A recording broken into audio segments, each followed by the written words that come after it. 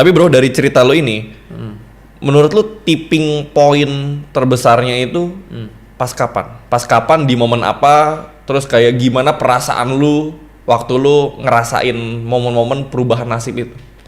Momen terbesar sebenarnya pertama mungkin lu hit 1 miliar, udah gitu lu hit 1 juta dolar pertama 15 udah gitu hit 100 miliar sih. Itu feelingnya beda? Feelingnya karena 100 miliar pertama tuh threshold gua gitu. Dulu gua merasa pikirnya kalau gua punya 1 juta dolar pertama udah gua mau pensiun. Ternyata enggak, 100 miliar. Nah 100 miliar ternyata sama juga ya, nggak pensiun juga. Berarti lanjut lagi. Oke.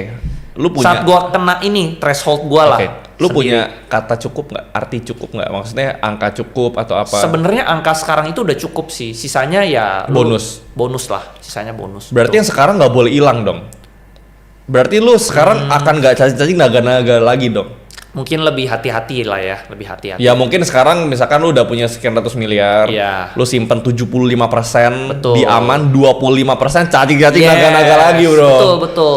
Di Yeah. setelah lu duitnya banyak, lu jadi lebih tenang lah. Jadi lu nggak harus all in lagi. Ya kalaupun hilang, tetap pasti ada banyak gitu kan. Betul. Oke.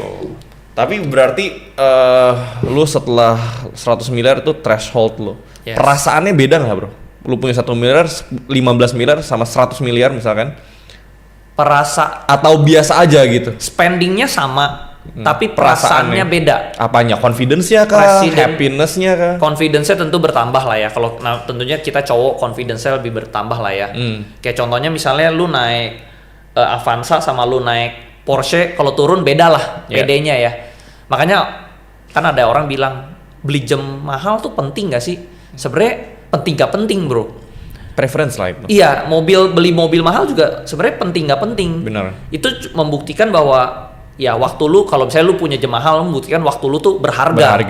Iya, sama kalau lu punya mobil mewah juga itu membuktikan bahwa ya lu lebih pandang orang lah, seperti itu loh. Oke. Jadi sebenarnya kalau dari spending nggak beda, tapi kepercayaan dirinya bertambah lah.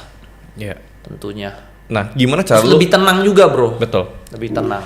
Gimana cara lu stay humble despite of all of the achievements, all of the money yang lu udah make? Nah, kalau stay humble tuh sebenarnya kalau duit ini lu achieve dari diri lu sendiri, lu bakal humble. Betul. Kalau duit ini lu dikasih Songong biasa. Iya. Biasa kalau yang duitnya misalnya contoh lah kita kumpul-kumpul mobil gitu ya.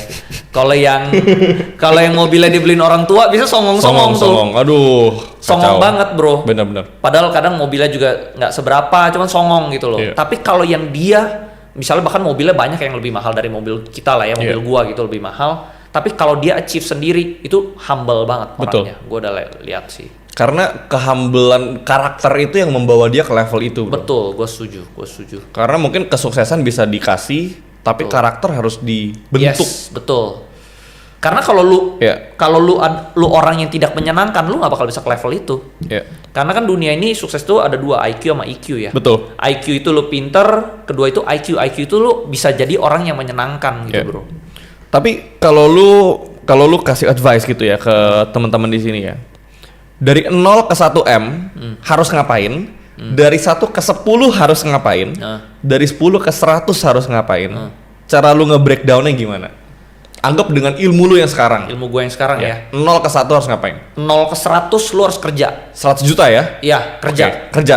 Karena lu kerja bisa dapat 10 juta, lu tabung cepet. Oke, kerja tunda kesenangan. Tunda kesenangan lu bisa kumpul. Tabung yang banyak 100 juta. Oke, 100 ke 1. Karena dengan gua nabung gua juga bisa hit 100 gitu. Oke. Bahkan dulu gaji gua cuman mulai dari 10 juta. Bisa. Pas kerja juga bisa tuh kekumpul. Yeah. Bener-bener lu frugal lah.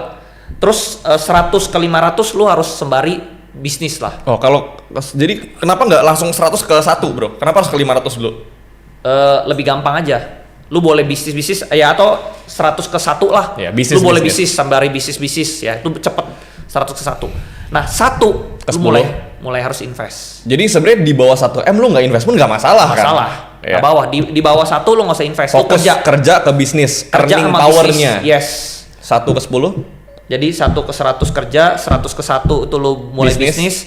1 ke 10 lu harus invest. Oke. Karena lu bisnis 1 bikin restoran lah atau bikin apa, jarang bisnis yang bisa 1 dapat untung 10 M bersih itu jarang, bro. Betul. Betul. Cuman dari investasi dapetnya bersih, lu nggak pusing, Lu enak. nggak usah bayar pajak, Nggak usah bayar lu nggak usah pajak. mikirin overhead bayar karyawan. Yes, 1/10 invest. Oke.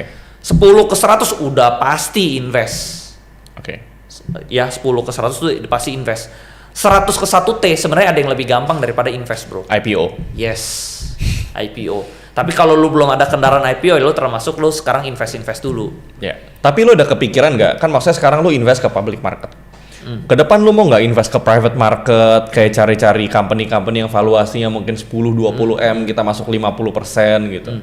Nah, Terus lu rapin, lu IPO-in gitu. pengen aja, cuman gue harus bener-bener cari orangnya yang Fokus tepat ya. bikin timnya sih itu. Iya, orangnya yang tepat, karena di pengalaman gue bisnis banyak orang tuh nggak tanggung jawab lah. Banyak Betul. kan kalau dia udah terima duit investor, Duit kaget ya. dia cuman makan duit investornya, perusahaannya rugi. Karena dulu gue juga pernah invest tuh banyak yang nggak jadi apa-apa lah, bro. Ya. Tapi kalau kita ngelihat dari perjalanan lu, bro, lu ada nggak best advice yang pernah lu dapat sampai detik ini lu masih ingat dan lu jadiin itu sebagai pedoman hidup lu gitu? Pedoman gue itu ya dihina bapak gue, bahwa lu mau sukses itu bukan dari modal, dari otak, bro. Oke. Jadi dari situ lu anggap gue mulai dari nol lagi, gue udah bisa nyari lagi, karena kekayaan itu dari otak, bukan Oke. dari, bahkan gue misalnya trading aja, bro, dulu ekspor impor, Yeah. gue nggak pakai modal. Gue beli properti nih, gue nggak pakai modal, bro. Yeah. Cari properti yang under value, lalu gue presel ke bank, dapat duitnya, gue bisa beli pakai nggak modal. Jadi kekayaan terbesar tuh otak sebenarnya, bro, bukan modal. Oke. Kalau modal ya lu tinggal pinjem bank, semua orang udah pasti kaya kan. Kan kita tadi udah lihat bahwa motivasi lu adalah ya lu di-driven dari lu pengen membuktikan ke bokap. Yes. Tapi lu ada desiring something gak sih? Lu menginginkan sesuatu yang jadi sumber motivasi lu gitu. Apa sih yang lu inginin dalam hidup? Gua nggak suka dihina, nggak dipandang orang tuh gua nggak suka, bro. Jadi lu mau lari setinggi-tingginya dari situ. Iya. Sampai-sampai lu nggak akan pernah ada di sini lagi gitu Iya, ya. gua nggak suka gitu, nggak dipandang orang tuh gua nggak suka gitu loh.